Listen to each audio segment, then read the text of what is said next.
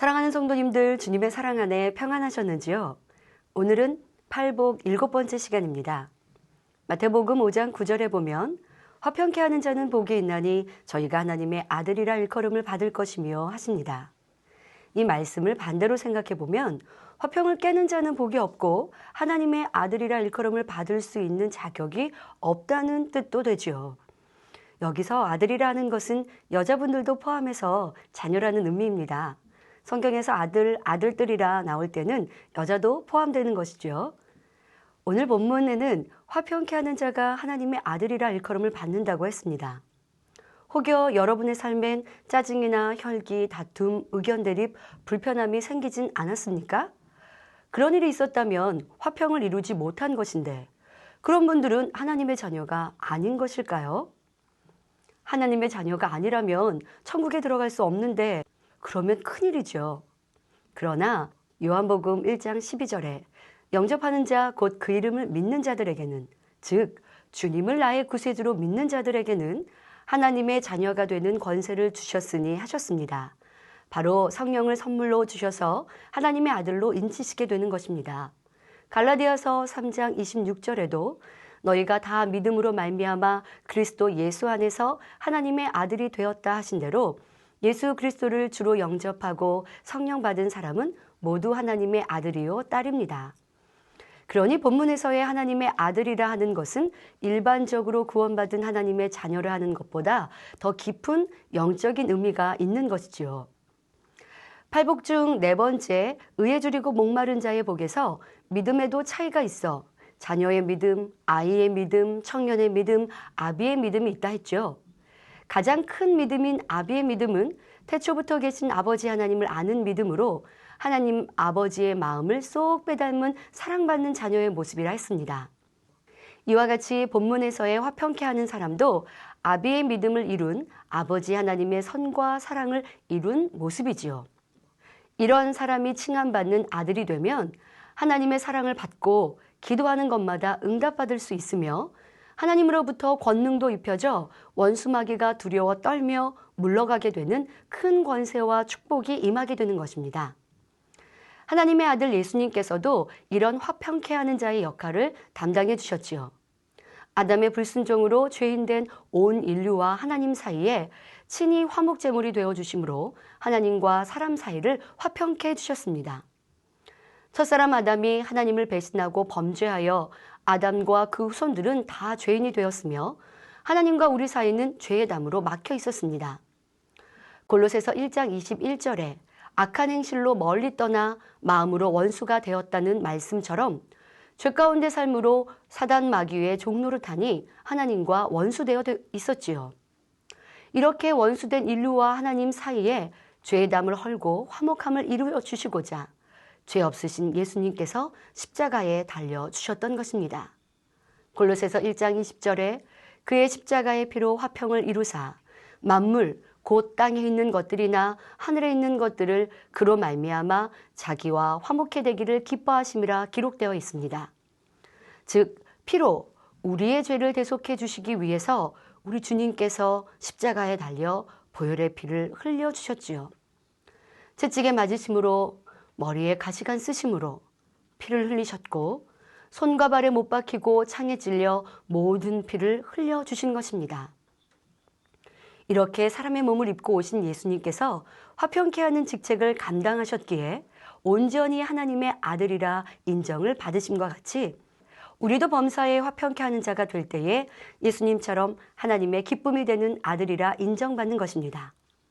로마서 8장 29절에 하나님이 미리 아신 자들로 또한 그 아들의 형상을 본받게 하기 위하여 미리 정하셨으니 이는 그로 많은 형제 중에서 맏아들이 되게 하려 하심이니라 했습니다.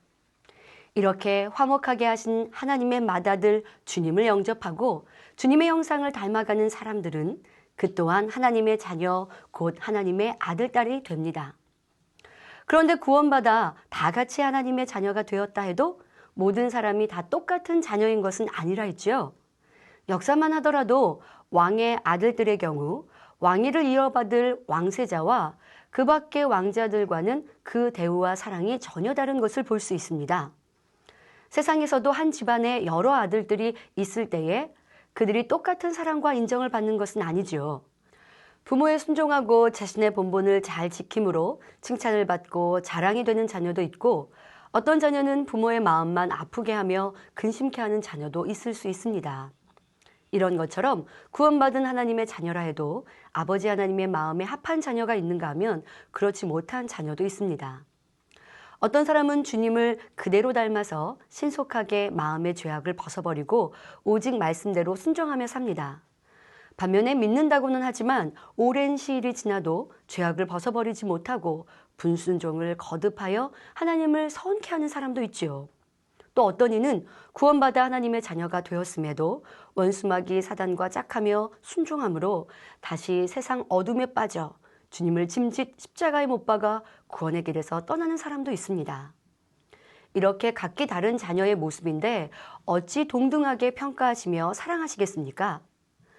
선민으로 하나님의 사랑과 관심 속에 있었던 이스라엘의 역사만 보아도 사랑받았던 왕과 그렇지 않은 왕이 있음을 알 수 있지요.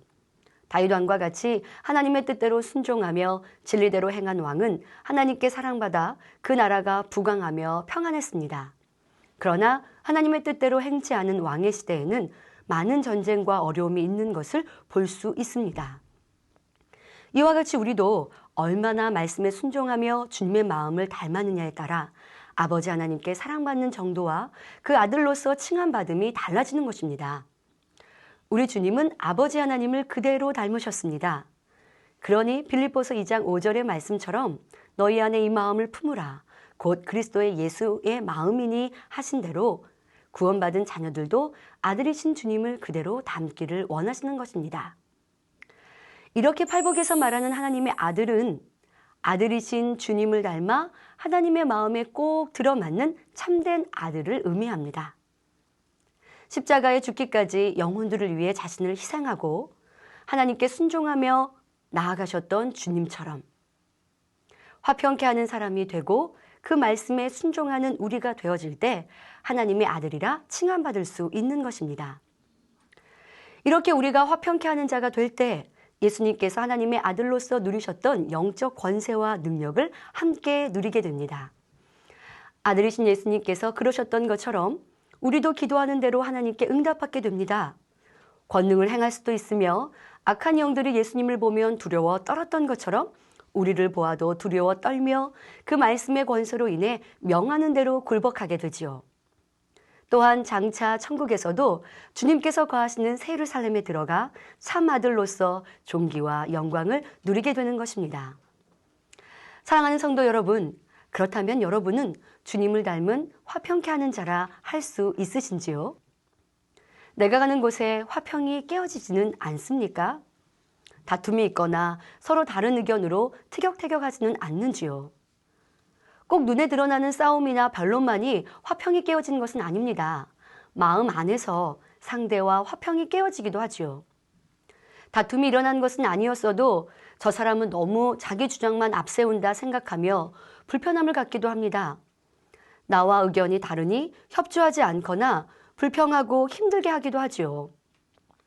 내 눈엔 상대의 잘못과 실수가 보이며 상대하는 일이 답답하거나 싫기도 합니다. 이런 모습은 화평과 거리가 멀지요. 더 나아가 상대를 시기 질투하며 싫어하거나 미운 마음이 있다면 화평이 깨어짐은 물론 주님을 닮기보다 원수마귀 사단을 닮은 모습입니다. 화평이 없는 곳에도 여러분이 가면 화평이 이루어져야 하는데 혹여 내가 감으로 내가 있음으로 화평이 깨어진다면 어찌 주님을 닮은 사람이라 하겠습니까? 물론 하나님을 믿고 진리를 배우게 되면 악한 의도로 화평을 깨는 일은 별로 없게 됩니다. 그렇지만 아직 온전하지 못하여 자기 의가 남아있는 한 자신도 모르는 사이에 상대를 불편하게 하는 경우가 있게 되죠. 여러분이 스스로를 한번 돌아보시기 바랍니다. 다른 사람들과 함께 있을 때에 자신이 상대에게 맞추어 주는가, 아니면 상대가 나에게 맞추고 있는가? 나의 유익을 위해 내가 원하는 것을 다른 사람에게 요구하고 있지는 않은가? 사람들은 힘들어하는데 내 주장이 옳다고 생각하기에 그대로 밀고 나가지는 않았는가?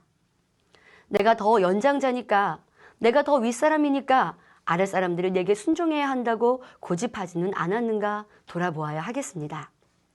히브리서 12장 14절에 모든 사람으로 더불어 화평함과 거룩함을 쫓으라 하십니다. 좋아하는 사람, 싫어하는 사람 상관없이 미운 사람, 나를 찌르는 사람, 나를 괴롭게 하는 사람, 모든 사람과 더불어 화평함과 거룩함을 쫓으라. 이것이 없이는 아무도 주를 보지 못하리라 하셨습니다. 주를 보지 못한다니까 화평함과 거룩함을 쫓지 못하면 구원받지 못한단 말일까요? 아닙니다. 말 그대로 주를 뵐 수 없다는 말씀이지요. 우리가 천국에 갔다고 모두 주님을, 하나님을 볼 수 있는 것은 아님을 말씀하시는 것입니다. 우리 주님을 배우려면 죄와 악이 전혀 없는 성결한 모습이어야 하기에 적어도 3,000층은 들어가야 합니다. 그렇지 않으면 주님이 오셔도 머리를 숙이고 쳐다볼 수가 없습니다. 죄송하고 민망하기 때문이죠. 그러하니 우리는 어떤 상황이어도 어느 누구와도 화평을 이루어야 합니다. 아무리 내 자신이 정당하고 의견이 옳다 해도 상대가 이해하지 못하고 받아들이지 않는다면 참고 기다리며 한 걸음 물러섬으로 화평함과 거룩함을 쫓는 것이 더 복된 것입니다. 그렇지 못하여 소리가 나고 부딪히는 일이 있다면 아무리 나는 옳고 좋은 것을 위해 그리했다 해도 하나님 앞에 온전하다 인정받지 못함을 기억해야 하는 것입니다. 누가 날 미워하고 힘들게 한다 해도 가서 따져 묻거나 싸우는 것이 아니라 화평을 이루기 위해 참아야 하지요. 그러나 겉으로 소리나지 않기 위해, 다툼이 일지 않기 위해 내가 양보하고 물러섰다고 온전히 화평함을 이룬 것은 아닙니다. 마음 안에도 조금의 감정이 없는 모습이어야 하지요.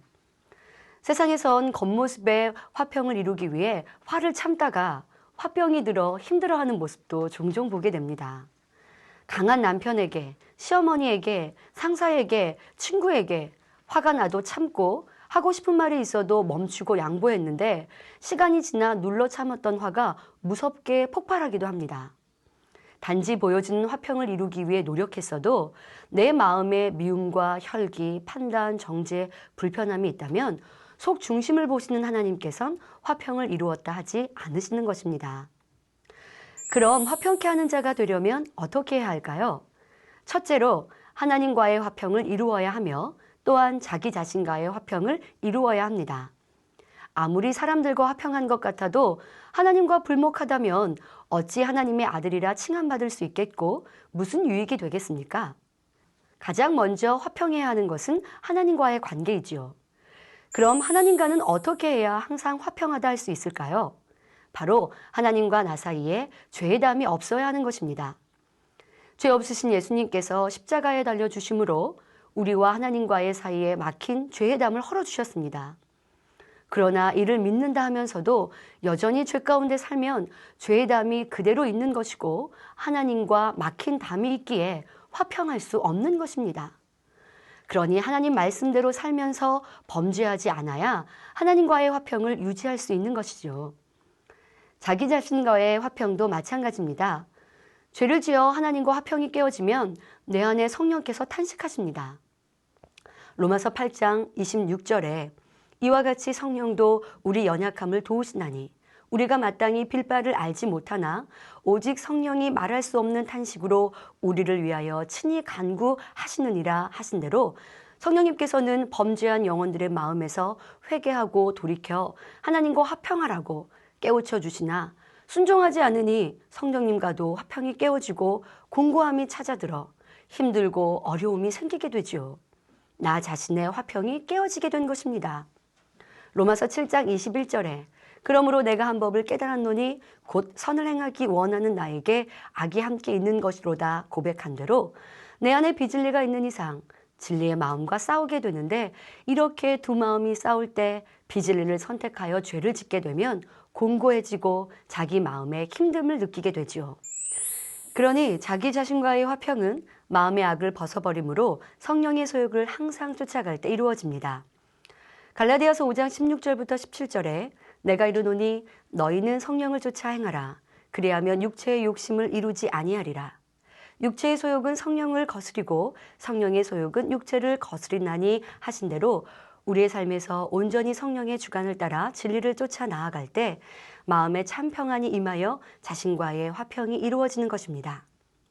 이렇게 자신과의 화평함이 이루어진 후에야 다른 사람들과도 참된 화평을 이룰 수 있는 것이고요.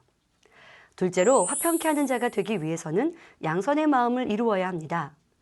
양선은 성령 안에서 선을 추구하는 마음, 진리 안에서 선을 쫓아 행하는 마음입니다. 바로 흠도 티도 없이 깨끗한 주님의 마음이지요. 양선의 마음으로 모든 사람과 화평을 이루신 주님의 마음을 마태복음 12장 19절부터 20절에 기록하고 있습니다. 그가 다투지도 아니하며 들레지도 아니하리니 아무도 길에서 그 소리를 듣지 못하리라. 상간갈대를 꺾지 아니하며 꺼져가는 심지를 끄지 아니하기를 심판하여 이길 때까지 하리니 말씀하십니다. 이 말씀처럼 사람들과 다투지 않고 자랑하거나 높아지려는 마음이 없으며 요란하게 자신을 드러내지 않는 것이 양선입니다. 상한갈대나 꺼져가는 심지와 같이 심히 악한 사람, 죄로 심히 물들어 있는 사람이라도 사랑하여 어찌하든 변화되기를 원함으로 상대를 마음에 품어주지요. 이렇게 양선의 마음이 있는 사람은 어떤 일을 이룰 때 다른 사람의 마음을 두루 살핌으로 모든 사람의 마음을 부드럽게 감싸줍니다.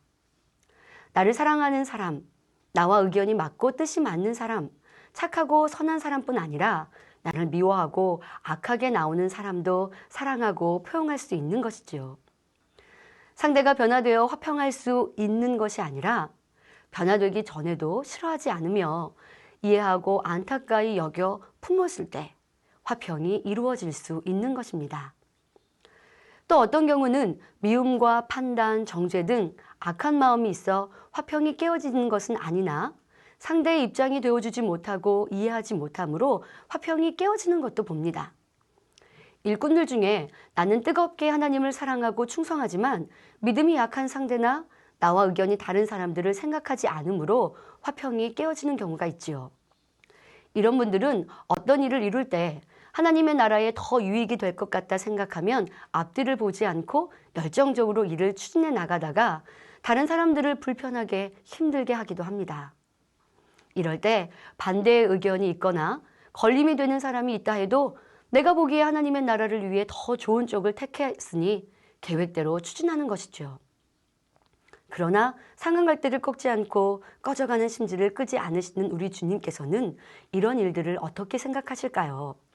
하나님의 나라를 위하는 그 열심은 기특하지만 실족하고 상처받는 영혼들에 대해서는 주님께서도 그들과 함께 마음 아파하실 것입니다.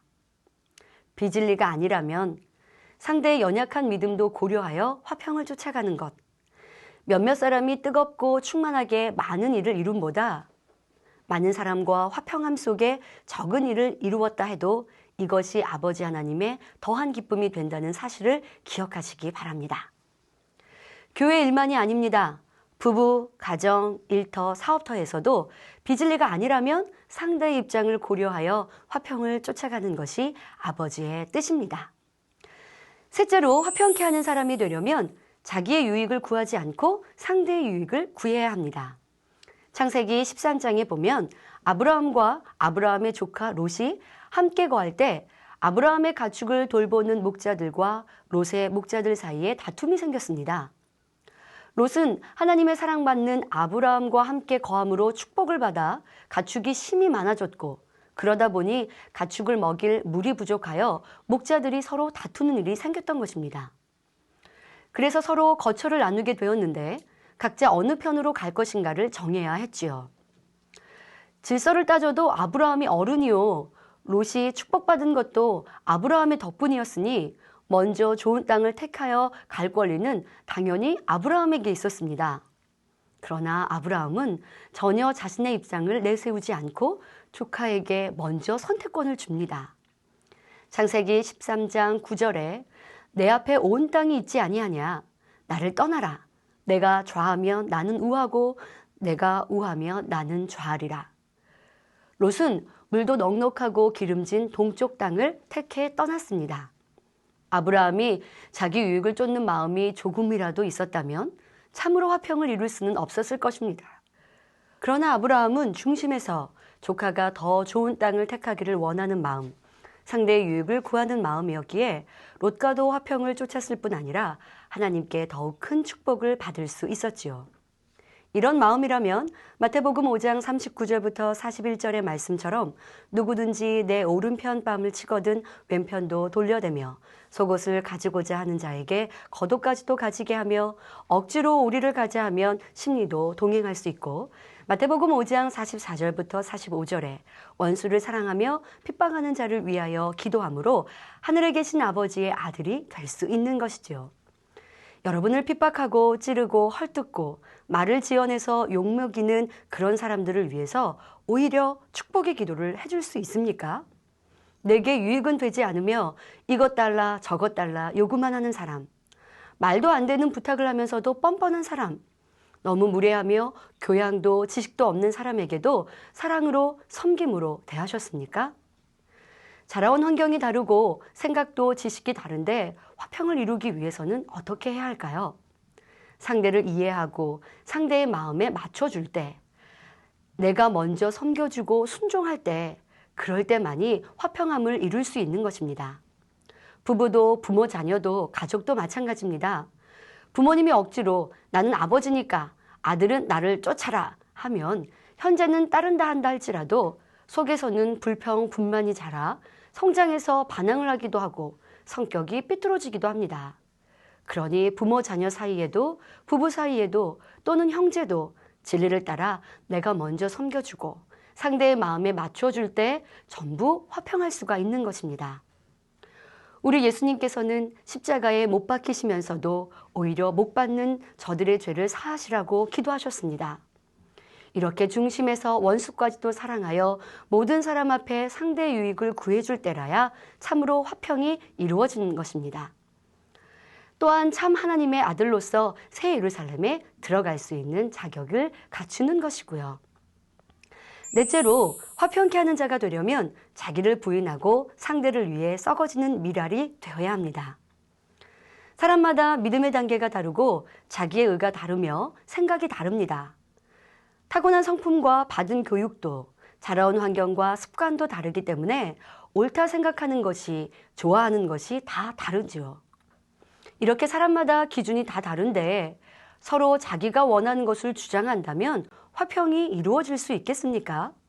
내 의견과 생각이 가장 좋다 고집하는 것이 아니라 상대를 존중하며 섬길 때 화평이 이루어지는 것이죠.